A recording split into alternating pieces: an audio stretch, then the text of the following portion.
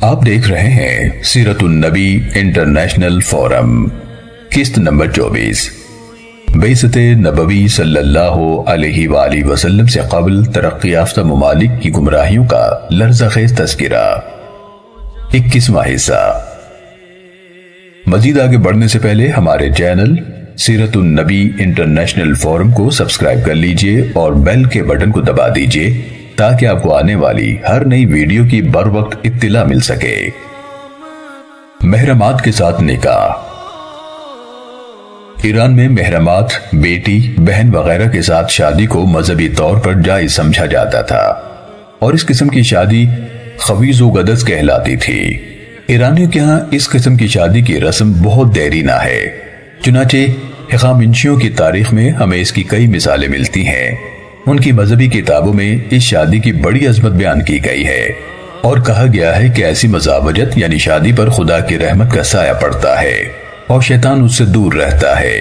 نرسی برز مہر مفسر کا یہاں تک دعویٰ ہے کہ خویز و غدس سے کبائر کا کفارہ ہو جاتا ہے۔ ایرانیوں کے ہاں عہد ساسانی میں محرمات کے ساتھ شادی کی رسم کی تصدیق نہ صرف معاصر مورخین مثلاً اگاتھیاس وغیرہ کے بیان سے ہوتی ہے بلکہ اس عہد کی تاریخ میں ایسی شادی کی کئی مثالیں بھی موجود ہیں۔ مثلاً بہرام چوبی نے اور مہران گنشپس نے اس قسم کی شادیاں کی۔ سرپرسی ہسٹری آف پرشیا میں لکھتے ہیں کہ بہمن نے اپنی بہن ہمائی سے شادی کی، اس کے بدن سے اس کے مرنے کے بعد دارا پیدا ہوا، لیکن علامہ طبری رحمہ اللہ نے لکھا ہے ہمائی یا خمانی اس کی بیٹی تھی اور وہ اس سے حاملہ ہوئی۔ جب بہمن مرنے لگا تو اس کی بیٹی جو اس کی زوجہ بھی تھی اس نے کہا کہ میرے شکم میں جو بچہ ہے تم اس کی تات پوشی کرو اور اس کو اپنا وارث تخت بناؤ۔ یزدگرد دوم نے اپنی بیٹی سے شادی کی، کافی عرصہ اسے اپنی بیوی بنائے رکھا، پھر اس کو قتل کر دیا۔ محرمات کے ساتھ شادی کا رواج اتنا عام تھا کہ وہ ایرانی جو زرتشتی مذہب کے علاوہ کسی اور مذہب سے منسلک تھے انہوں نے بھی اس رواج کو اپنا لیا اور بیٹیوں اور بہنوں کے ساتھ شادیاں رچانا شروع کر دیں، حالانکہ ان کے مذہب کی روح سے یہ فعل قطعاً ممنوع اور حرام تھا۔ پروفیسر آرثر لکھتا ہے ایران کے عیسائیوں نے زرتشتیوں کی دیکھا دیکھی محرمات کے ساتھ شادی کرنے کی رسم اختیار کر لی تھی، حالانکہ یہ امر ان کی شریعت کے بالکل خلاف تھا۔ ایرانیوں کے ہاں ازدواجی زندگی کے بارے میں چند عجیب و غریب معمولات تھے جنہیں کوئی باغیرت اور باحمیت انسان سننے کے لیے بھی شاید تیار نہ ہو، لیکن وہ ان معمولات پر کوئی خجالت اور شرم محسوس کیے بغیر کھلم کھلا عمل کرتے تھے۔ پروفیسر آرثر لکھتے ہیں شوہر مجاز تھا کہ اپنی بیوی یا بیویوں میں سے ایک کو، خواہ وہ بیاہتا بیوی ہی کیوں نہ ہو، کسی دوسرے شخص کو جو انقلاب روزگار سے محتاج ہو گیا ہو اس غرض کے لیے دے دے کہ وہ اسے کسب معاش کے کام میں مدد لے۔ اس میں عورت کی رضامندی کا حاصل کرنا ضروری نہیں ہوتا۔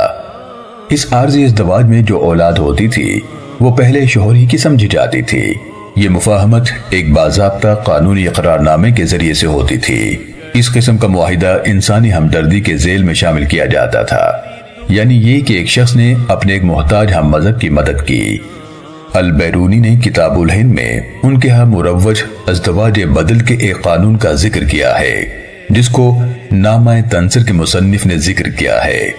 پروفیسر آرتھر نے البیرونی کی کتاب الہند سے نقل کرتے ہوئے لکھا ہے جب ایک شخص مر جائے اور اس کی اولاد نرینہ نہ ہو تو اس کے معاملے پر غور کیا جائے اور دیکھا جائے کہ اگر اس کی بیوی ہے تو اس کی شادی متوفی کے قریب ترین رشتہ دار کے ساتھ کر دی جائے، اور اگر بیوی نہیں ہے تو اس کی لڑکی یا اور کوئی قریب کی رشتہ دار عورت کو اس کے قریب ترین رشتہ دار کے ساتھ بیاہ دیا جائے۔